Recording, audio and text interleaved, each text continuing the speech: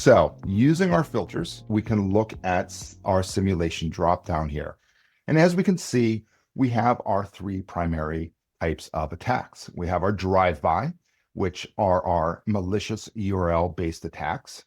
We have our data entry campaigns. Now, this combines not only the initial template, but it also kind of groups it with its correlating landing page, right? So kind of bundles it together as a single kind of template. So you've got the front end as well as the back end. And then, of course, you have our attachment campaigns. Now, attachment campaigns are important to note. If you are interested in doing attachment campaigns, remember there's a little bit of extra safe listening that you might want to look into, but B, you can only do attachment campaigns either through the filters that I'm showing you here or using the traditional tool, the ThreatSim tool. Attachment campaigns, unfortunately, are not currently available in the pathways. So just kind of keep that in mind. If you do want to use an attachment, it will have to be through one of these methods here. I'm going to look at average failure rate. Now, for those of you not familiar with average failure rate, this is basically looking at a specific template, looking at all the users who have been exposed to that template, divided by those that have failed it. That gives you the average failure rate. And for many of us, we've always sort of used the average failure rate as a way to determine difficulty for a phishing simulation. And although it is a fine way of doing it, it's not exact. And the problem is the average failure rate is variable. In fact, it can change every week, right? So every week we update this. And the reason why it's variable is because it's looking at the different people that have been exposed to it. And that could change from week to week. So not only could we have a massive increase of people being exposed to that template, but it also depends on who those people are. Are they savvy? Are they gullible, right? And so that is going to change that variable rate or that average failure rate. There's still a place for the average failure rate, but we've come with a new solution for you, which we'll talk about here shortly, on how to find the perfect difficulty level for a phishing template for you. Okay. The next part on here is our teachable moments. So for those of you not familiar with our teachable moments, maybe new to the platform, teachable moments happen when an end user fails a phishing simulation. They are automatically redirected to, for lack of a better word, we'll call it a splash page or a landing page. And in that, they will get some kind of messaging letting them know that they fell for a phish. Again, we'll dive into it a little bit closer within the tool, but there are two in particular that I will be highlighting today. One is our error message, and number two is our embedded. All right. And we have done a lot of work with our new embedded messages. And for those of you who haven't seen this yet, I think you're going to be very excited. Now, for this demonstration, let's start with a drive-by. So we can just go ahead and click out of this and we can see of all of our phishing templates, we have a little bit more than 1,600 available to us. And as we can see from the screen here, hopefully it's not too small for you all, we can see that some of these are available in multiple languages, and then some of these are available only in a single language. Some of that may be US English, but it could also be other languages as well. Now, if you are an organization here that needs multiple languages, and let's say you want to choose this props one as an example, because there's 42 languages and all of your languages are covered within it. By the way, you can always click on that to see what languages are available. Just remember that as of today, you're still going to have to create individual phishing campaigns for each language. Now that may change in the future, but for now, that is something that you have to kind of keep in mind. So with that being said, for me, I'm going to look at just selecting English US, just to kind of get rid of any additional clutter.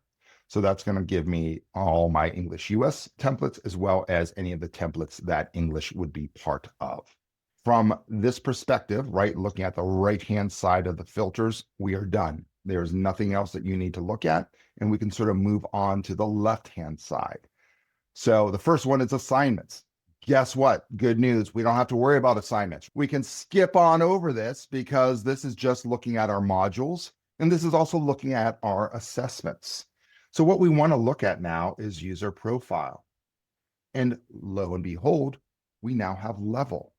Level is now what we want to look at to get a sense of the difficulty of the phishing simulations that we want to send out. Each one of our templates have been dissected.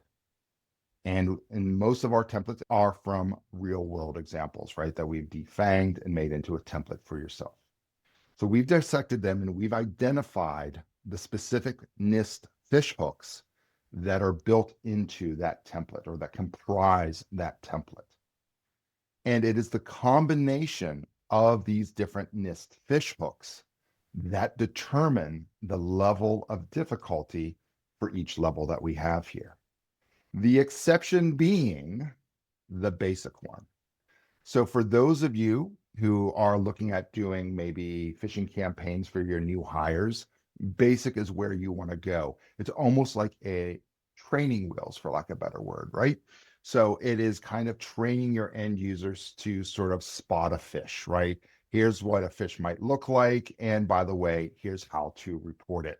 So the basic phishing templates here, as you can see, there's only 4 of them for the URL-based ones, are very limited in their functionality. It's basically just to train your end users on, what a phish might be, as well as how to report it.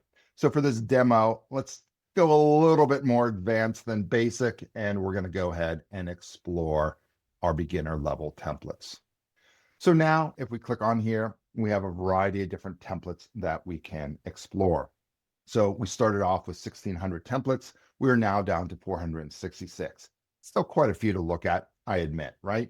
So there could be other things that we want to do. If we remember, right, we talked not too long ago here, looking at our departments, right? Maybe we want to focus our attention on the departments. So if we go to user profile, we can see that there is role, right? And maybe we want to go after our HR team, right? So for some reason, our HR team seems to be failing phishing simulations at a higher rate. So by clicking on this, we're now reducing the number of templates that we have down to 41. So we're getting better, right? We're getting closer. We're getting to something a little bit more manageable, trying to find the right template based on what we're trying to do.